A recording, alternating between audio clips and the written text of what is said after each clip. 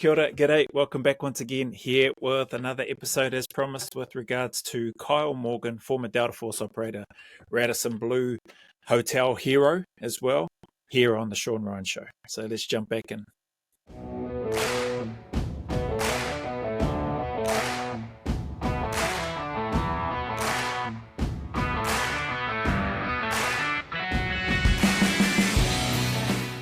All right, Kyle, we're out of dive school. You're going to your group. Where did you go? 7th Special Forces Group. Where's that? Fort Bragg, North Carolina. You spent your whole career at Fort Bragg, didn't you? Pretty much. Nice. Yeah. Nice. And the training course, the Q course is at Bragg. The 7th group was at Bragg up until a certain... Are they the ones that moved to Florida? Yeah. Shout out to those as well who have been watching my channel that mentioned Fort Bragg and that they live just across the road or within visual of Fort Bragg, North Carolina as well, who have the utmost respect for those that serve in the military in general, but also in particular for what they know of the Delta Force operators that are there at Fort Bragg. So appreciate your time, appreciate you for sharing that insight on that as well and where you're located. That's awesome. Thank you. Sorry, I can't remember your handle off the top of my head, but you'll know who I'm talking about if you happen to come across this video. Thank you very much for your time. Okay. I never made the move to Florida, though. But yeah, I went right to that dive team with the company. Sergeant Major, he kept his word.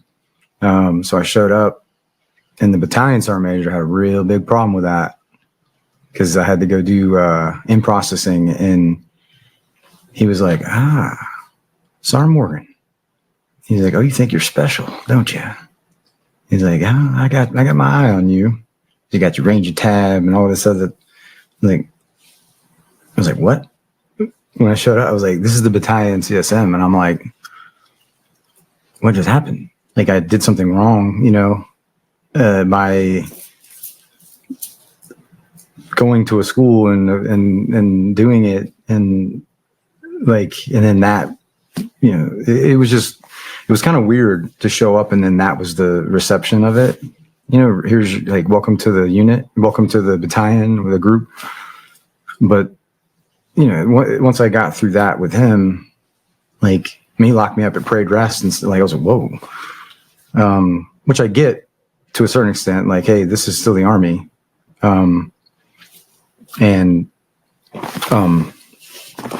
So I think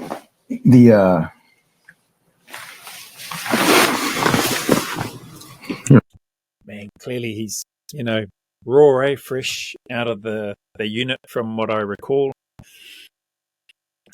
and trying to find the words, but his reception after going through what he went through and then getting posted, or I'm guessing that's the term that they use, doesn't sound great. So be interesting to see. So this section is 7th Special Forces Group, Fort Bragg, North Carolina.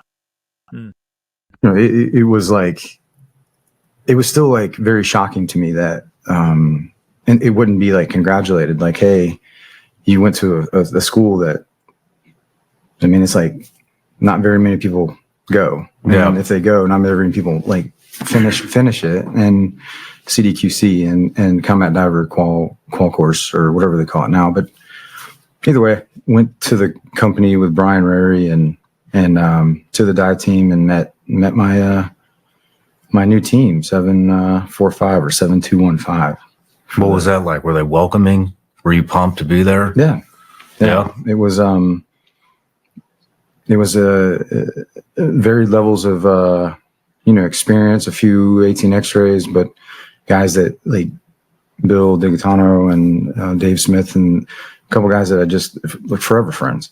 I've just still honestly reconnecting with some of those cats has been like such a great experience for me because some of my fondest memories were during that time as a Green Beret. Really? What are some of those memories? Like the relationships that you built in the team. Sometimes it can be hard to explain when you almost get put on the spot like that. Not that Sean's trying to put him on the spot, clearly he's responding to and leading into something that Kyle has initiated with regards to the memories and the greatest memories that he's had. And so yeah, like I'd like to know what those are too for Kyle, but also at the same time, and I'm not sure if Kyle is struggling, but when I've been asked that question, I know I have at times probably taken a little bit longer to try to collect my thoughts. But for me, it's always just been around the camaraderie, the connection with the guys that I've been lucky enough to serve with. And I think I just heard Kyle talk about the relationships. Like, man, you can just be in each other's presence, not even have to say anything. And for me anyway, I could just be in those guys' presence, not need to say anything, not need them to say anything, and just feel awesome. You know what I mean? When you then combine that with actual work, whether it's on the ranges shooting, whether it's preparing for a task, whether it's going and collecting equipment and items that you need for a scenario, whether it's just cleaning weapons, doing like cleaning out the sheds and all that sort of stuff. If it's just doing labouring type work, it's just awesome to be in and around. Like, these are the guys that have got your back. These are the guys whose back I want to make sure I've got. When you then combine that with their personalities and the things that they find funny and or their humor that comes through, those are some of the things that, for me anyway, just really make that whole experience and the relationships just that much stronger for me anyway. You go through, you work hard, you sweat together, you struggle together, and you work to try to achieve the things that you need to do, whether in training and or out on operations. And it's hard to explain. People that haven't been in that environment, people that haven't worked towards trying to be in an environment like that, and that's okay because it's not for everybody, they just will likely never understand unless they've been in other similar areas or groups whereby they've felt such a strong connection. Even your own family environment, it's a different feeling. Don't get me wrong, family is unbelievable. Like the love, the support, the strength that's there. It's just, and I'm not saying that it's above or better. It's just different. I would say it's on par with family, but it's just a different vibe and feel. So anyway, let's hear what Kyle has to say about some of what he describes in terms of those moments. To work together to accomplish almost like sometimes like on the surface, impossible tasks, and you're like, you want me to do what with what and without the resources. And so you get very, like, give me an example. It's like they're having you do what? So a big one would be the village stability operations. So VSO, at a certain point, there was a big shift where they wanted us to go in and do more of a traditional, like live with the locals and like unconventional warfare. And, versus. Are you talking about for real or for training right now? For real. Like in Afghanistan, that was like my last trip with them was to do that.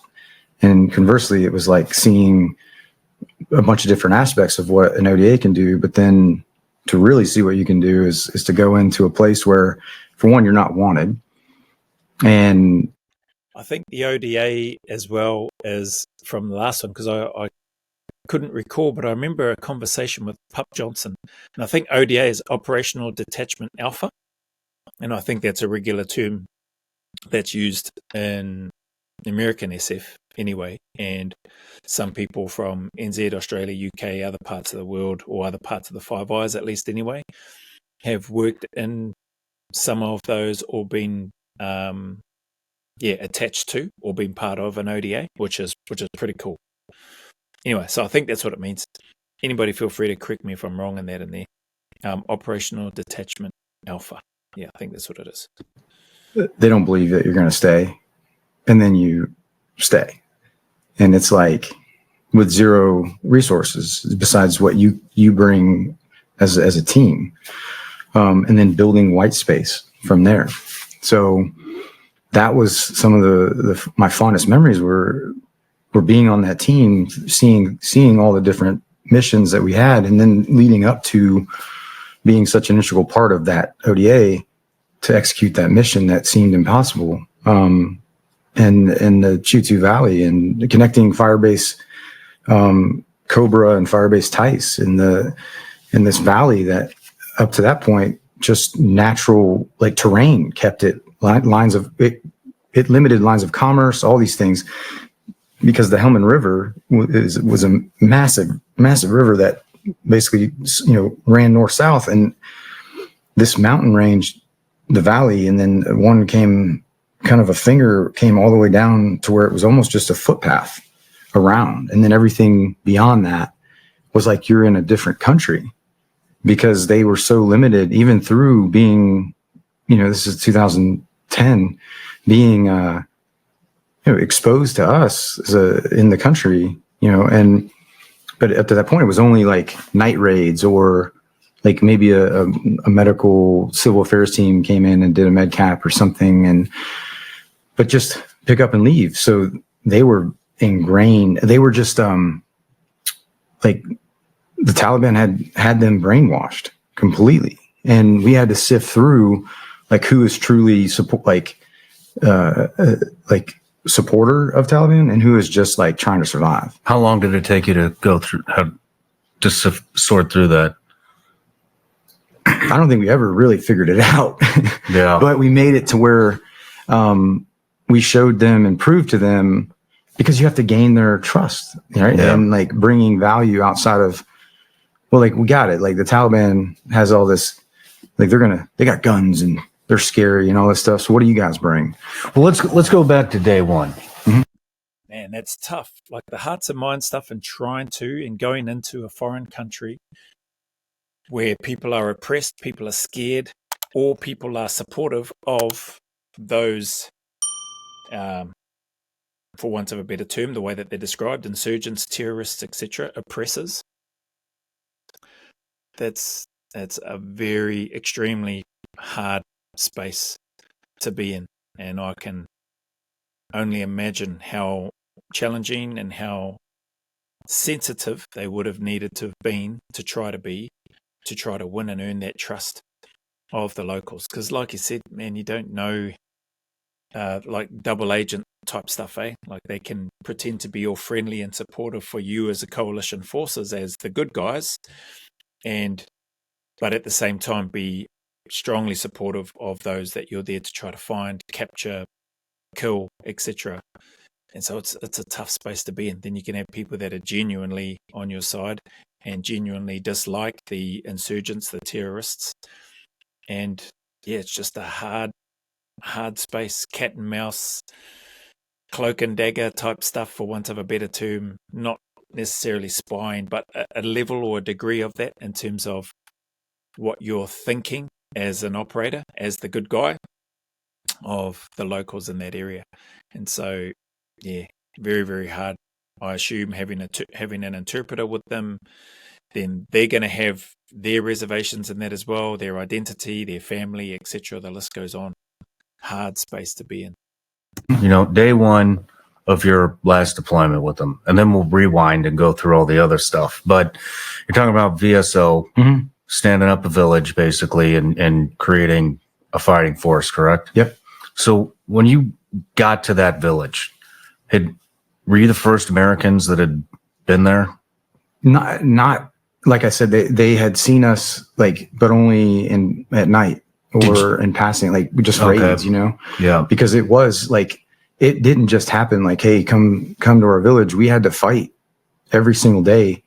Like, and we were literally exchanging, we were in firefights with the Taliban every single day across the river, and they cleared out a whole village, Sartutu, and they dammed up the irrigation canals, and like they were running wheelbarrow or dishkas and wheelbarrows up and down this thing, but the veg covered it enough to where like anytime we would get some sort of air support, if we ever did, they'd be masked from overhead. So like they were dug in, and we were so exposed because, and every time we had to keep that line, right? That front line trace, like that was it. We held it, and we switched with third group, and we came in, and then we would do like split team ops out there, because while we were training, half of our team was training some sort of local force to come in and like be our security forces with us.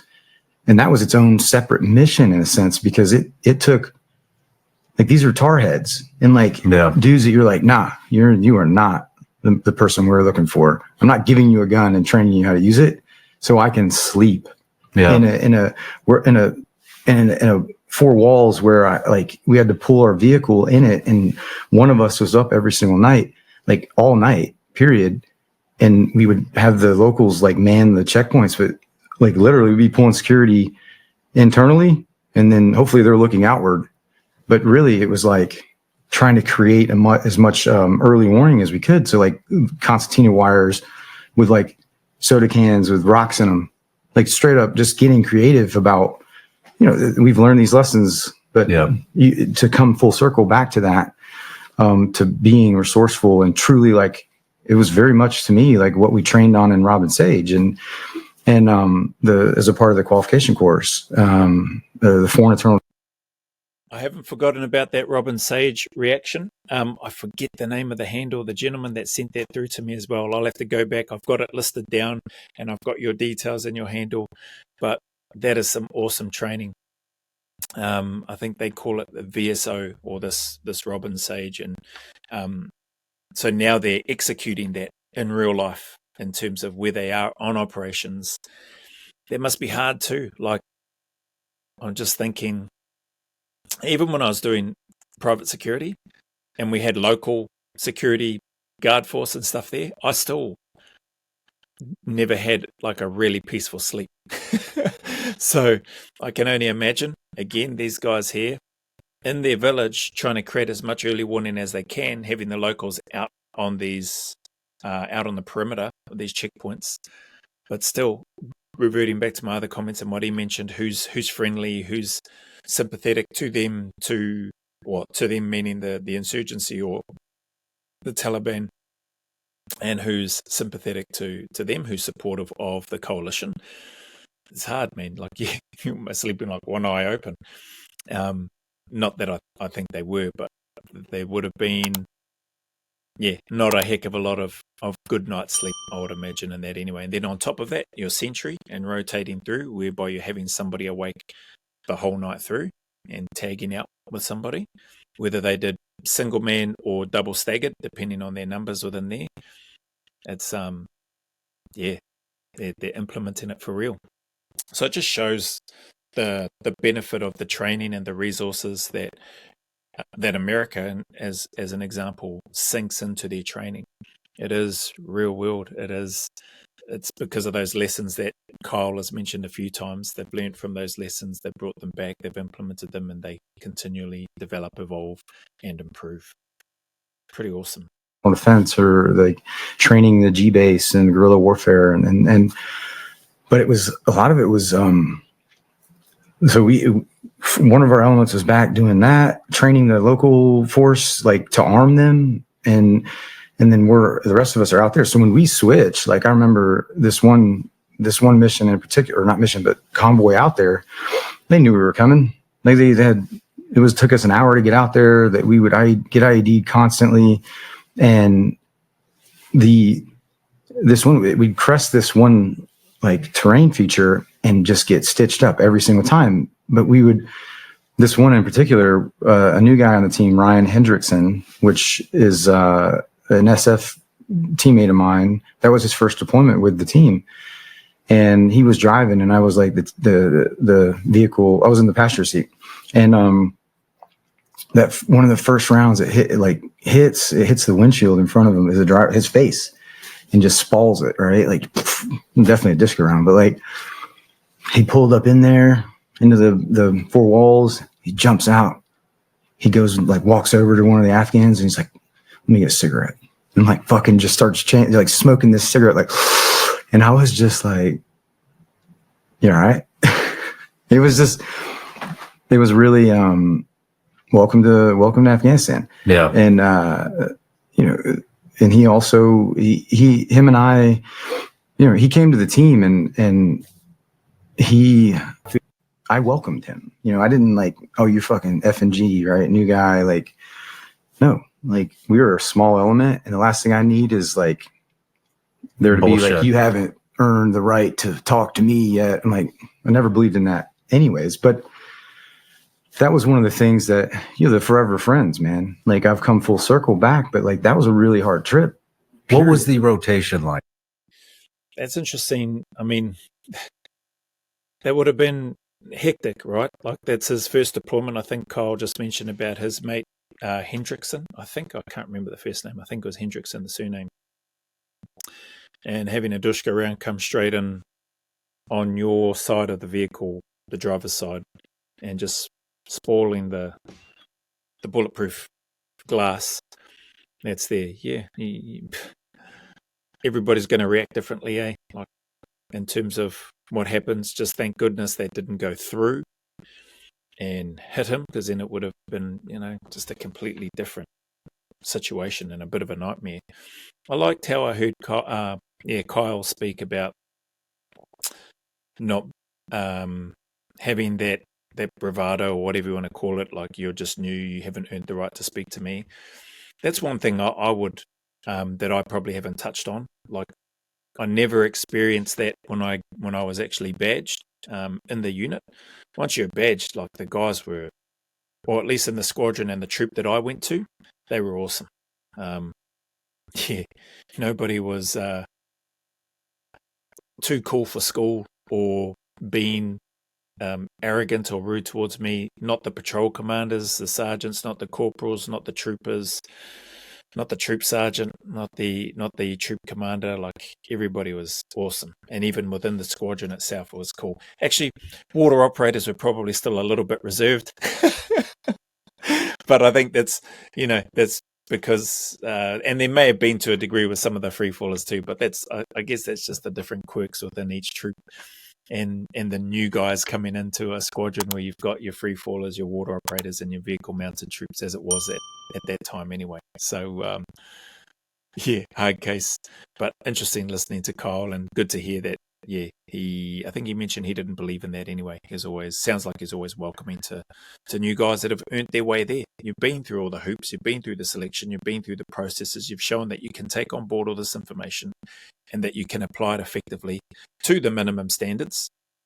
And now you're in an environment with a team of people that have been doing it for a while now and have been doing it at a high level. And so now you have an opportunity to learn from those individuals that have been applying the craft in real time on operations day in, day out.